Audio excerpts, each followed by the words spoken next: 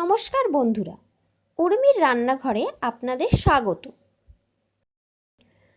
আমার আজকের রেসিপি বাটা মাছের ঝাল।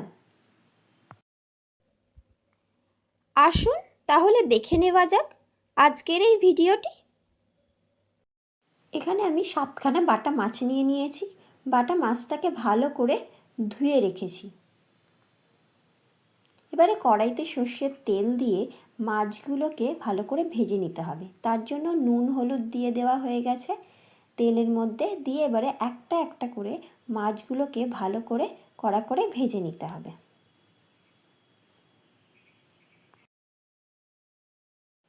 বাটা মাছে আমি একটু আলু দেব, তাই আলুগুলোকে পিস করে কাটা হয়ে গেছে।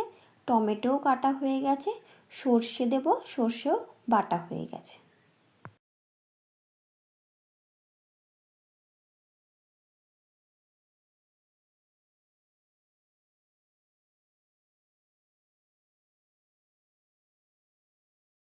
মাছ ভাজা হয়ে গেছে।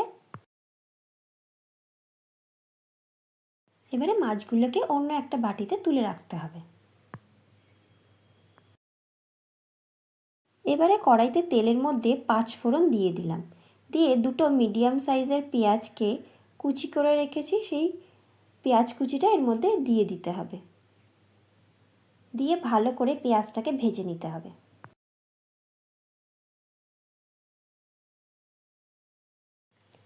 হাফ চামচ হলুদ গুঁড়ো ও স্বাদ অনুযায়ী নুন দিয়ে দিতে হবে। দিয়ে ভালো করে পেঁয়াজটাকে ভেজে নিতে হবে।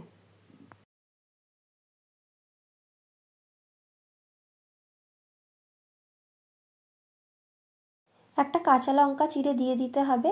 আর 3 চামচ মতন আদা কাঁচা লঙ্কা বাটা এর মধ্যে দিয়ে দিতে হবে। দিয়ে ভালো করে মশলাটা কষিয়ে নিতে হবে।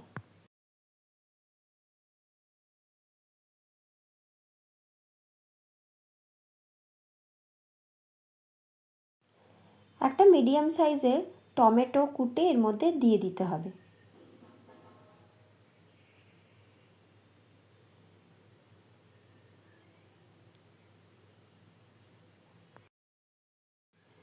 রসুন বাটা দিয়ে দিতে হবে 2 চামচ।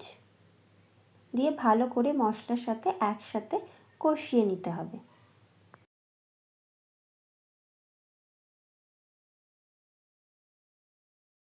মশলা কষানো হয়ে গেছে। এবারে আলুটা এর মধ্যে দিয়ে ভালো করে কষিয়ে নিতে হবে।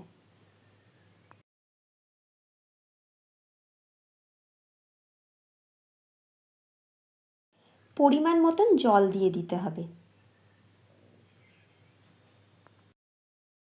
আগে থেকে সর্ষে বেটে রাখা হয়েছে, সেই বেটে রাখা সর্ষেটা 2 চামচ মতন দিয়ে দিতে হবে। স্বাদ অনুযায়ী চিনি দিয়ে দিতে হবে। দিয়ে ভালো করে মশলার সাথে মিশিয়ে নিতে হবে। আমার আলু সিদ্ধ হয়ে গেছে। এবারে মাছটা দিয়ে একটু ফুটিয়ে নামিয়ে নিতে হবে। মাছগুলো দিয়ে দেওয়া হয়েছে।